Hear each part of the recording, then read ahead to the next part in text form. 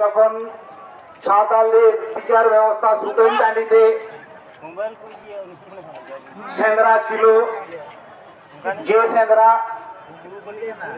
আদিকাল থেকে যখন আমাদের ভারতীয় সংবিধান ছিল না, যখন আমাদের ভারতবর্ষে ব্রিটিশ শাসন শুরু হয়নি, সেই সময় থেকে আমাদের সেই প্রধান বিচারালয় অযোধ্যা পাহাড়ের আমাদের সাঁওতাল বিচার ব্যবস্থায় সুপ্রিম কোর্ট লবির 22 সুতোইটানিতে যাওয়ার জন্য যে সেন্দ্রা হয়, সেই সেন্দ্রার দিনে পুরুলিয়া জেলা প্রশাসন তথা বন দপ্তর থেকে আমাদের ডিএম দপ্তর থেকে পুলিশ প্রশাসন যতটা সক্রিয় হয়, অযোধ্যার যে সমস্ত প্রজেক্ট হলে হাজার হাজার লক্ষ লক্ষ বনভূমি ধ্বংস হবে, বন্যপ্রাণ ধ্বংস হবে, সবগুলো তখন গান্ধীজির 3 বাঁদর বসে বসে থাকে কেন?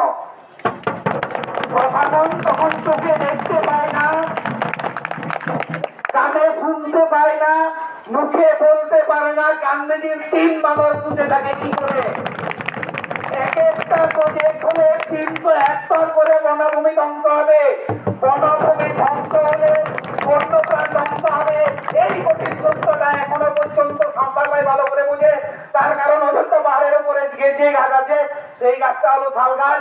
শাল গাছটাকে আমরা মারাঙ্গুরু বলে পুজো করে থাকি।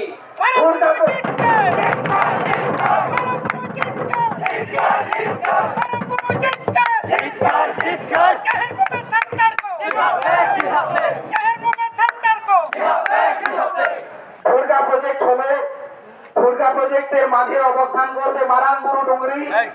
যে মারাঙ্গুরু ডুংরি সাঁওতালদের একটা দেবস্থান, সেই দেবস্থান আমাদের হিন্দুদের কাছে মন্দির, মুসলিমদের কাছে মসজিদ, খ্রিস্টানদের কাছে গির্জা যতটা সমমানের সমতার সমানের, আমাদের অযোধ্যা পাহাড়ে থাকা দুর্গাতে ডুবতে যাওয়া মারাঙ্গুরু পাহাড় বা মারাঙ্গুরু ডুংরি একই সমমানের।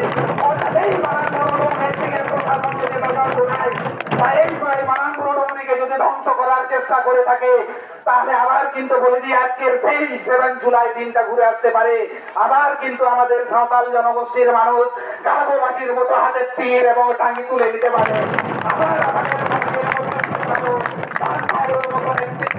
নিতে পারে। বাধ্য করবেন না, বাধ্য করবেন না দেওয়ালে পিঠ থেকে যেতে। দুয়াইচান দেওয়ালে পিঠ থেকে গিয়ে তার পাল্টা মার যদি শুরু হয়, প্রশাসনের ক্ষমতা নাই।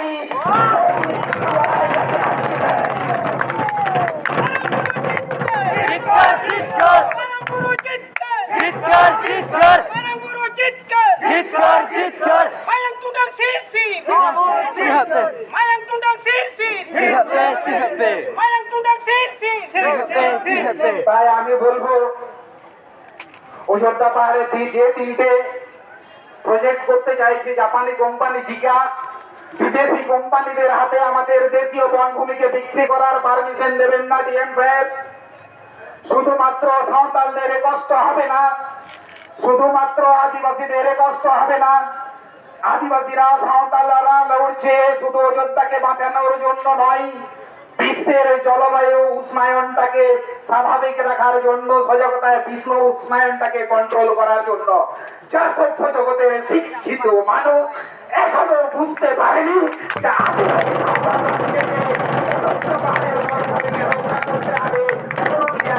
যে তাপমাত্রাকে ঠিক রাখতে 40 ডিগ্রি তাপমাত্রাকে কখনো 50 থেকে 55 যাতে না পৌঁছে যায়।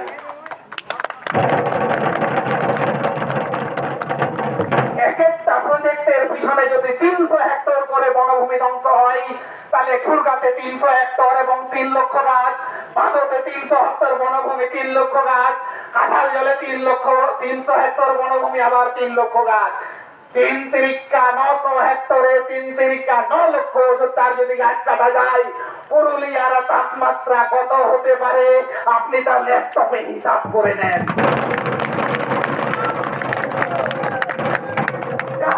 পুরুলিয়ার তাপমাত্রাটাকে, অযোধ্যার বনভূমিটাকে, আমাদের মারাঙ্গুরু নামক গাছ শাল গাছটাকে রক্ষা করার জন্য যদি আবার 7 জুলাইটাকে নিয়ে আসতে হয়, হাতে যদি টাঙ্গি তুলতে হয়, হাতে যদি তীর ধনুক তুলে নিতে হয়,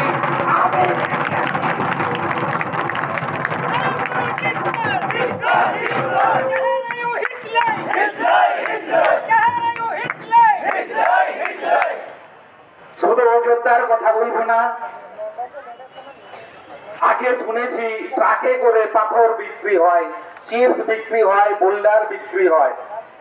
এখন আমাদের মহামান্য প্রশাসন মোড়া ব্লকে থাকা তিলাবনে গোটা পাহাড়টাকে বিকিয়ে দিয়েছে। কার স্বার্থে একটা পাহাড় দীর্ঘদিন ধরে ওই এলাকার মানুষকে পাহাড়ে পূজা অর্চনা করে আসছে। তিলাবনী পাহাড় অঞ্চলের মানুষ সেদিন মাত্র বাধা দেওয়ার জন্য 4-4টে মানুষকে মামলা দেওয়া হয়েছে। কর্পোরেটদের পায়ে তেল মারার জন্য, প্রশাসনের পকেটে ভরানোর জন্য, নেতাদের পকেটে ভরানোর জন্য। আমাদের মনে হচ্ছে আমাদের পুলিশ প্রশাসন সেই নেতাদের কাছ থেকে কাঠ পানির ভাগ পেয়েছে।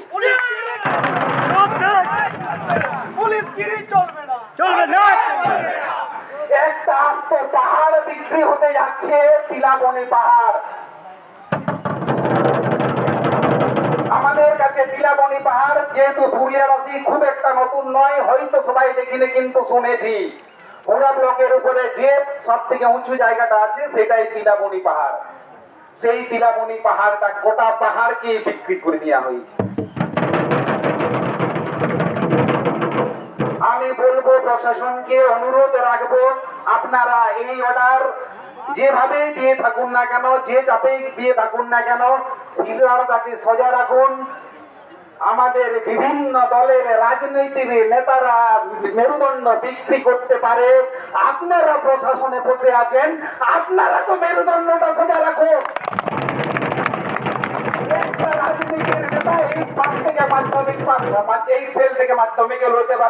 আপনি তো রীতিমতো একজন শিক্ষিত মানুষ, তাহলে আপনি আপনার চিন্তাধারাটা সোজা রেখে কাজ করতে পারছেন না কেন?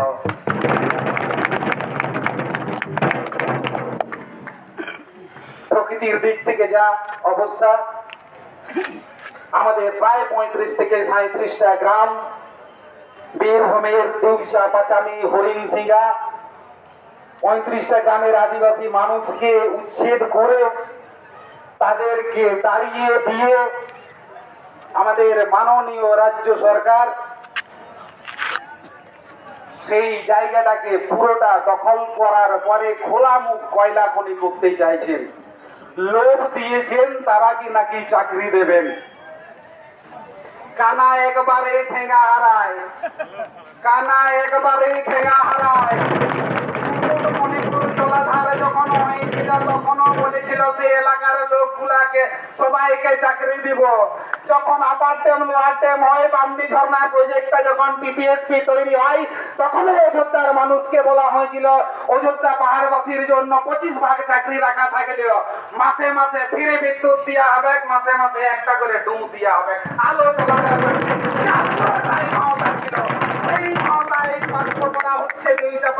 মানুষকে যে তোদেরকে সবাইকে চাকরি দেওয়া হবে, পিঠাপতি 10 থেকে 12 লাখ টাকা করে দেওয়া হবে এবং সবাইকে ঘর দেওয়া হবে। শেষে বুড়া আঙুল হাঁটু হাঁটু রটে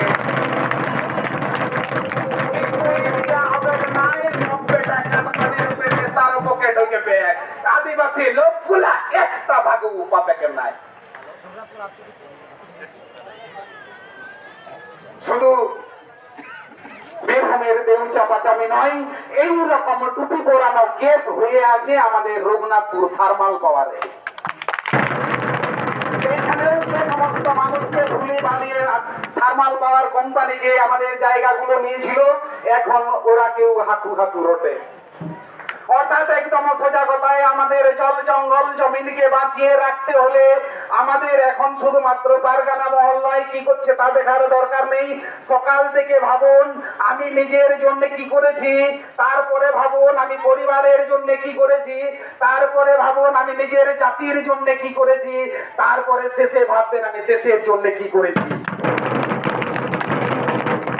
ভাবার সাথে সাথে পরিবারের লোকের কথা ভাবার সাথে সাথে নিজের জাতির মানুষের ভাবার সময় হয়েছে ভাই। যদি আমরা না ভাবি আমাদের পরবর্তী প্রজন্ম হাঁটু হাঁটু রটে।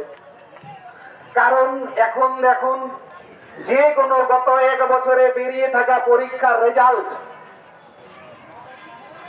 সে পিএসসি থেকে এসএসসি ডাব্লিউবিসিএস থেকে যত রকমের আমাদের স্বাস্থ্য দপ্তর খাদ্য দপ্তর যত রকমের দপ্তর আছে 14 ঘন্টা সব দপ্তরের রেজাল্ট গুলো খুলে দেখুন বড় বড় মোবাইলে গাদা গাদা ফেক এসটি যেখানে কোন টাইটেলটা নাই বলে শেষ করা যাবে নাই। Mahato ST, Mondal ST, Sengupta ST, Yadav ST, Sharma ST, Khatun ST, Bhattacharya ST,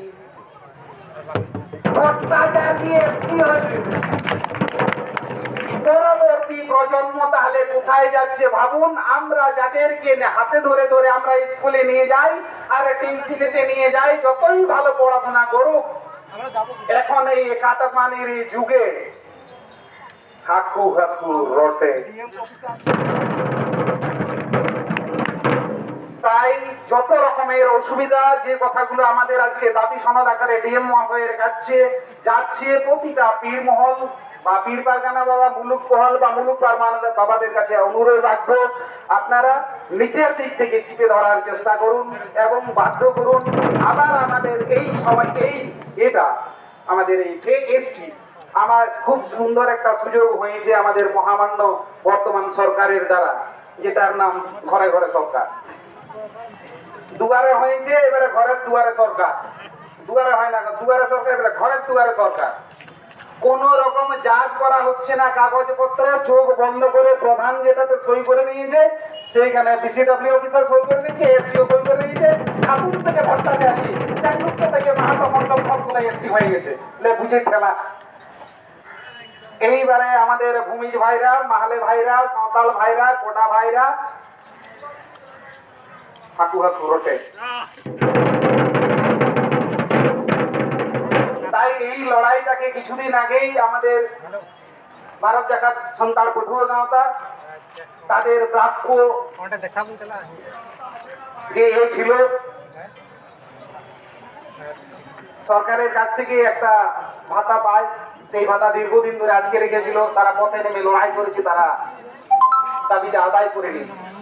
অর্থাৎ একমাত্র রাস্তা পথে নেমে লড়াই করা, আর এই লড়াইটাকে আরো বেশি সংগঠিত করা, আরো বেশি মজবুত করা, প্রশাসনকে আমাদের দাবি দেওয়া মানতে বাধ্য করা। এছাড়াও যদি দেখা হয় সেই সুদূর রায়গঞ্জ থেকে আমাদের সেদিনে ঘটে যাওয়া খণ্ডঘোষ পর্যন্ত, আমাদের রায়গঞ্জ থেকে শান্তিনিকেতন, সাবড়াগঞ্জ থেকে সোনামুখী, ইদানিং ঘটে যাওয়া কিছুদিন আগেই আমাদের রথের মেলা থেকে ঘোরার পথে খণ্ডঘোষ বর্ধমান। বেছে বেছে আদিবাসী তরুণীদের উপরে যে লাঞ্ছনা, যে বর্বর অত্যাচারের শিকার হতে হচ্ছে, এর বিরুদ্ধে আমাদের কুলোঝানোরা যেরকম হাতিয়ার তুলেছিল, আমার তো মনে হয় এখন সেই আবার ঘুরে যেতে হবে। প্রশাসন কিছুই করে না, সেই অত্যাচারী বর্বর মানুষগুলোকে কুলোঝানো এবং চাঁদ ভাইয়ের মতো মাথা থেকে ঘাড়টা আলাদা করে দিতে হবে। তবে যেন আমাদের মা বোনদের ইজ্জত আমরা রক্ষা করতে পারবো। না হলে কিন্তু সেই আগেকার দিনের মতো এই অত্যাচার বর্তমান প্রশাসন, বর্তমান সরকারের সহযোগিতায় হবে, কিচ্ছু করার নাই। একমাত্র রাস্তা, আমরা যদি নিজে সংগঠিত না হই, নিজে যদি সংগঠনকে মজবুত না করি, নিজে যদি পথের লড়াইয়ে সামিল না হই, তাহলে কিন্তু এই মহিলাদের উপরে ঘটে যাওয়া অত্যাচারগুলো আমরা আটকে রাখতে পারবো না। তাই আবার বলি, স্লোগানে অনেক কথা উঠে এসেছে। অযোধ্যা পাহাড়ের পরিবেশ, সাঁওতালি শিক্ষা ব্যবস্থা, আমাদের চারিদিকে মুড়ি মুরগির মতো পাওয়া যাচ্ছে ফেক এসটি সার্টিফিকেট। দুয়ারে সরকারে বন্ধ হওয়া হোস্টেলগুলো রিওপেন করুন, খুলুন। সাঁওতালি শিক্ষা ব্যবস্থা থেকে উন্নত করার জন্য আমাদের সাঁওতালি এডুকেশন বোর্ড, সদা কথায় স্বতন্ত্র আলাদা বোর্ড তৈরি করার আবেদন আমরা নিয়ে এসেছি, তা করুন। এখনো পর্যন্ত প্রকৃতিগত ভাবে আমাদের আদিবাসী বা সাঁওতাল ভাই বোনেরা যতটা প্রাকৃতিক শিক্ষায় শিক্ষিত, কম করে কিছুটা হলেও পুঁথিগত শিক্ষায় শিক্ষিত হওয়ার সুযোগ করে দেন নিজের মাতৃভাষায়। এই সমস্ত দাবি নিয়ে আজকে আমরা এই গনগনে রোদে পিচ রাস্তার উপরে আমাদের ভাই বোন দাদা দিদিরা বসে আছে।